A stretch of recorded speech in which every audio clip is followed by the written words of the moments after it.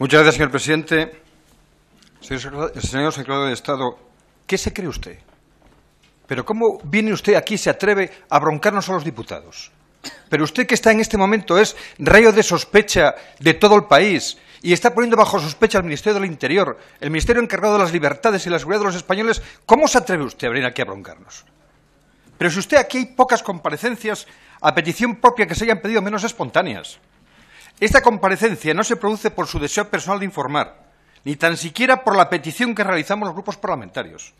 Esta comparecencia solo se explica por la alarma creada ante la opinión pública española por la asfixiante atmósfera política provocada por la corrupción sistémica del Partido Popular, puesta en evidencia una vez más, aunque no lo reconozcan, por la Operación Lezo.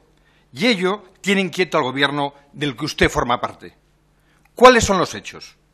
El pasado día 8 de marzo mantuvo usted en su despacho un encuentro con Pablo González, persona hoy en situación de prisión preventiva en Soto del Real, y que en aquel momento estaba siendo investigado por la UCO bajo la dirección del juez Velasco, como usted mismo ha dicho. Sobre dicha reunión tenemos las informaciones que usted ha dado aquí. Poca información. Las que conocimos a través de las palabras del señor ministro la pasada semana en el Senado. La conversación telefónica posterior de su interlocutor, hermano del expresidente de la comunidad, Ignacio González, también en prisión. Y, sobre todo, el sumario en las partes que hemos ido conociendo por la prensa y que damos por cierto, debemos darlo por cierto, y el auto del magistrado. He hablado con el secretario de Estado y me ha dicho que ande con cuidado. Consta en una de las grabaciones realizadas por la Guardia Civil a Ignacio González. Incluso parece que hubo otros sistemas de alerta por otras vías a los hoy en prisión. El auto contiene también informaciones claves para darnos una idea cabal de lo que estamos hablando.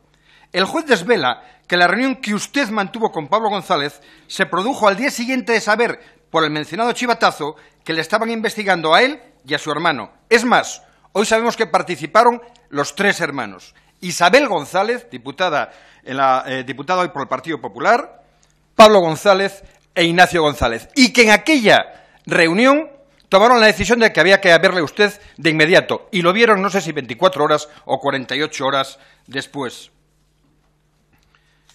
Continúa el interesante relato del auto.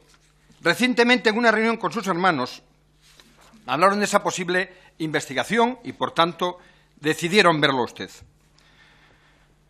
Es decir, que tenemos una reunión familiar de tres hermanos, dos hoy en prisión, que toman la decisión de verlo a usted, que se produce 24 o 48 horas después, según habían acordado. El ministro del Interior informó la pasada semana en el Senado que fue el propio Pablo González quien solicitó la reunión, y usted aquí nos lo ha dicho. Pero fíjese bien, dice, se solicitó a principios de enero. Hasta el 8 de marzo no se encontró hueco después de la insistencia, nos dijo el ministro, para poder recibirlo, mes y medio después de que se produjera el desenlace de la operación. Es decir, se solicitó 2 meses antes, pero curiosamente se encuentra hueco para llevarlo a cabo un día o dos después de que su interlocutor conociera que se le estaba investigando. Por cierto, nos ha dicho que informó al ministro en estos últimos días, pero quisiera saber si informó al señor ministro el día de la reunión, antes de producirse, y se dio cuenta, después de haberlo tenido, al propio ministro ese día. Resultan también muy interesantes las interpretaciones que del encuentro dieron, aparte de su ministro, el hermanísimo González. Mire, su ministerio nos dijo en una nota pública que, como hoy aquí ratificó, fue algo meramente protocolario, de 15 minutos, felicitación, hablar de Mercasa. Oiga, no debieron estar en la misma reunión usted y Pablo González. Porque en una conversación telefónica que usted conoce, tras dicha reunión, él aseguró que el encuentro había sido muy interesante, indicando a la persona con la que hablaba que se lo contaría, aunque no por teléfono. Es decir, los hermanos González fueron advertidos por diversas vías que estaban siendo investigados. Se organiza una reunión familiar para analizar la situación, tras la cual Pablo se reúne con usted de inmediato y sale con la sensación de haber mantenido un encuentro muy interesante, pero del que no puedo hablar por teléfono. Las preguntas son evidentes, señor Nieto. ¿Qué hay de interesante en un saludo protocolario? ¿Y en una felicitación por un nombramiento acaecido 4 meses antes? ¿Y en una vaporosa propuesta de asesoramiento futuro para la seguridad de las instalaciones de Mercasa? Y todo ello, además, en escasos 15 minutos. Frente a todo eso, señor Nieto, usted hoy nos ha dicho, nos ha presentado un relato que se asemeja más a una comedia de enredo con la que trata usted de distraernos diciéndonos, cariño, esto no es lo que parece. A eso se parece más que a unas explicaciones clarificadoras, que es la que usted está hoy aquí obligado a dar. El test de Riley sostiene que si algo vuela como un pato, bucea como un pato y parece un pato, seguramente será un pato. A ver si esto va a ser un intento más del Gobierno de tratar de proteger a miembros del PP involucrados en gravísimos casos de corrupción, recibiendo a uno de ellos hoy ya en prisión en el despacho del secretario de Estado de Seguridad. No en un despacho cualquiera del Ministerio del Interior, sino en aquel desde el que se dan las órdenes a la Guardia Civil que estaba investigando a los hermanos González. ¿Cómo cree que habrán recibido sus subordinados de la UCO la noticia de dicha reunión? ¿Qué mensaje cree que les está enviando a ellos? ¿Es su particular manera de decirles, aguantad, sed fuertes? ¿Cómo piensa que lo interpretará el resto de la ciudadanía?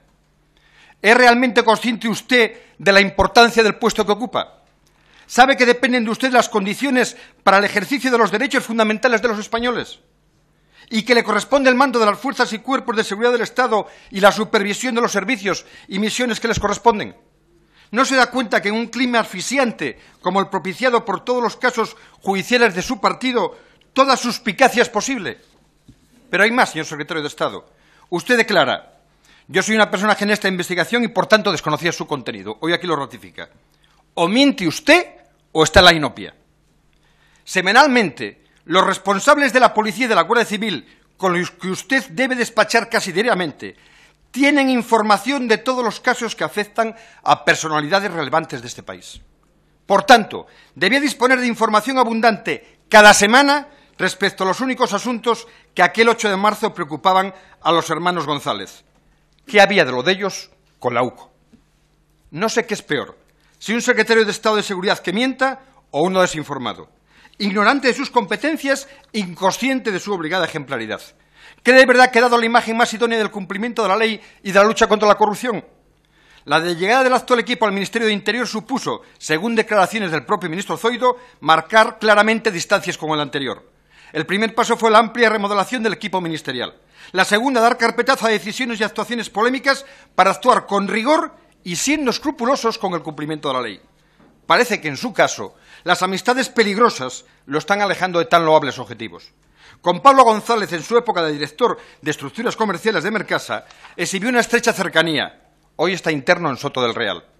Con Manuel Romero, en su época presidente de la Confederación Hidrográfica del Guadalquivir, le sucedió lo mismo y acaba de ser cesado en circunstancias todavía no aclaradas.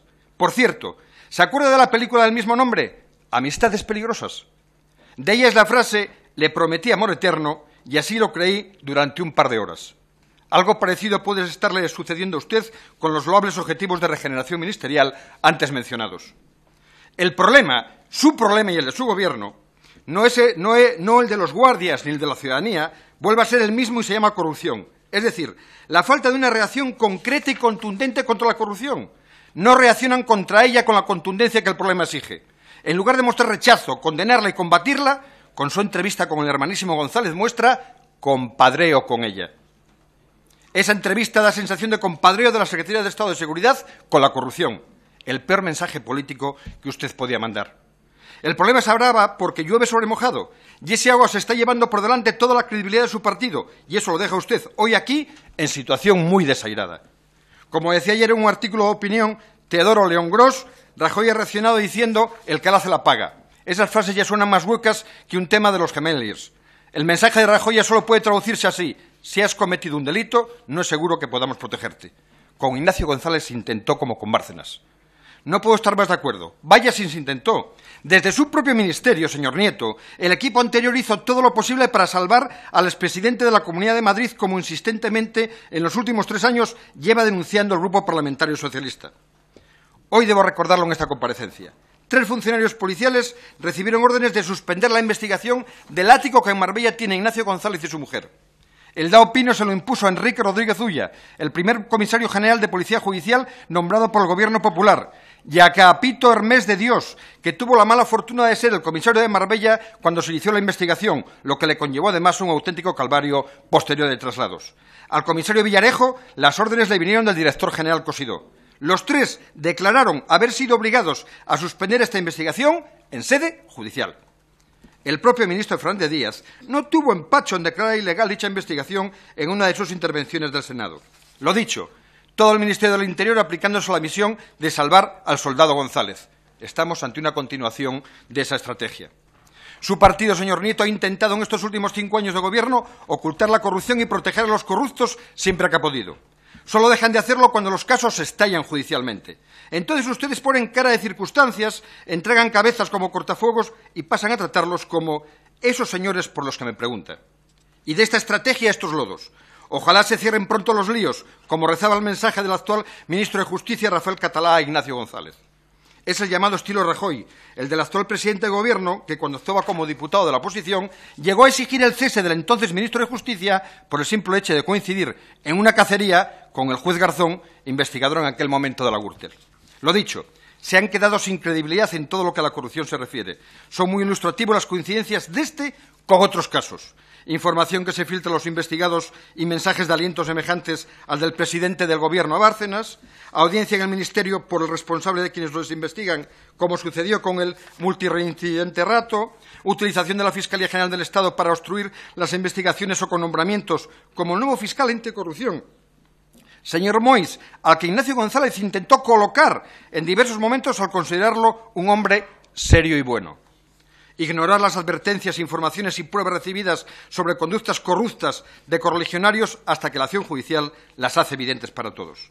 Pero eso sí, mano dura para el resto. Si 2 comisarios toman un café con un diputado socialista, se les cesa fulminantemente, aunque luego haya que reponerlos en su destino porque los tribunales obliguen a ello, al no encontrar dicho café razón suficiente para su cese. Acabo, señor Nieto. Hace muy poco tiempo que usted ha asumido responsabilidades muy importantes. Escucharé de nuevo con la atención que merecen sus respuestas. Espero que no tengan nada que ver con su primera intervención. Entre otras cosas, para ver si consigue revelarme una incógnita. ¿Cómo pueden vivir tan ajenos a la realidad? ¿No se dan cuenta de que este mundo de manga ancha y tira pa'lante que libras, ese mundo de negocios, amiguetes e impunidad, se está derrumbando? ¿Cómo pueden pensar que a estas alturas los problemas de corrupción de un expresidente de Madrid y de su hermano se solucionan en una charleta de colegas con un mandamás de Interior? Insisto, ese mundo que construyeron y disfrutan tantos dirigentes del Partido Popular se les está derrumbando encima. Y después de su decepcionante intervención, en la que ha dado de todo menos explicaciones convincentes y ha dado a todos menos explicaciones, tengo la convicción de que usted estará entre las víctimas de ese gran castillo de corrupción que se está viniendo abajo con estrépito. El Grupo Socialista exige su dimisión inmediata, porque un secretario de Estado de Seguridad, el secretario de Estado que debe dirigir la Guardia Civil y la Policía de España, no puede estar bajo sospecha. Y usted hoy está bajo sospecha, señor Nieto, y lo estará el Ministerio de Interior mientras usted permanezca en su cargo. Su dimisión es, como usted mismo ha dicho hoy, el precio que se ha de pagar para que los españoles puedan volver a confiar en el ministerio responsable de proteger su seguridad y su libertad. Muchas gracias.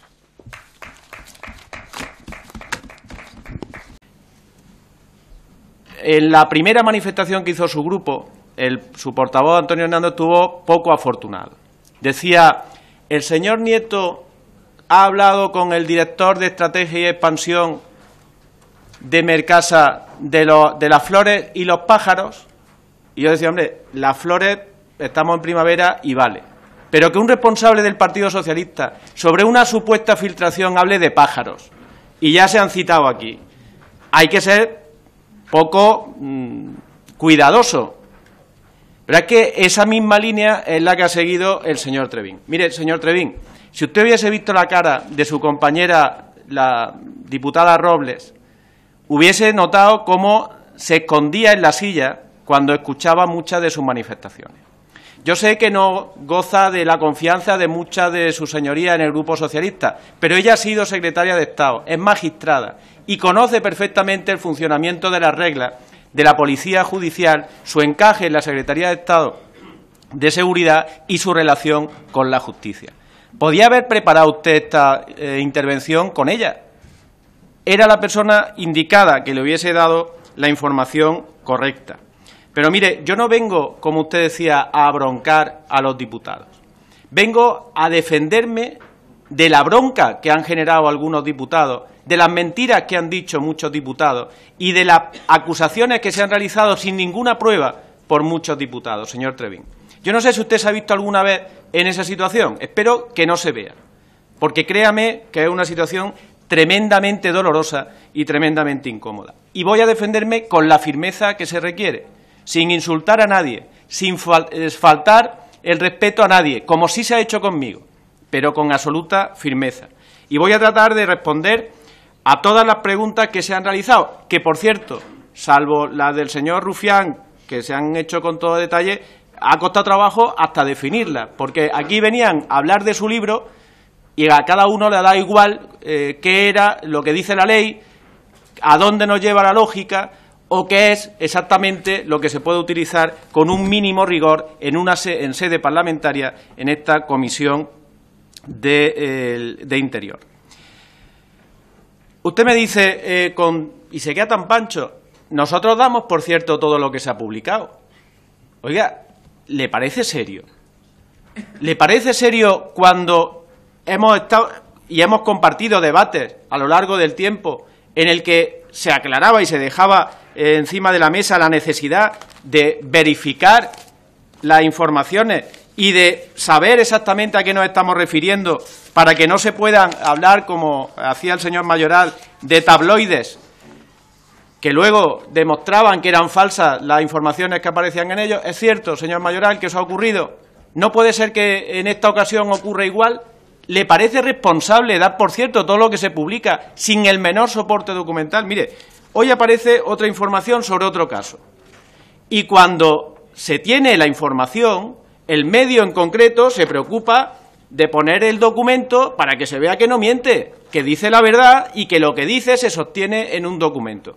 Insisto, señoría, ¿alguno de ustedes ha visto el documento del sumario o el auto de su señoría? Porque yo no lo he visto.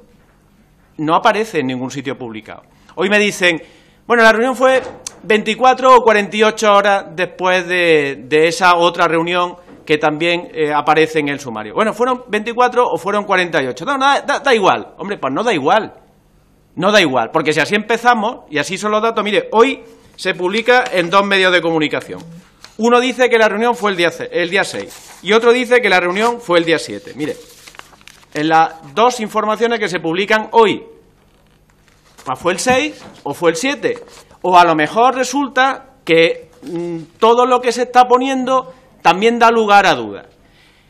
Hablan mucho de cómo es posible que el señor González Pablo saliera de la reunión y llamara a un interlocutor. ¿A qué interlocutor?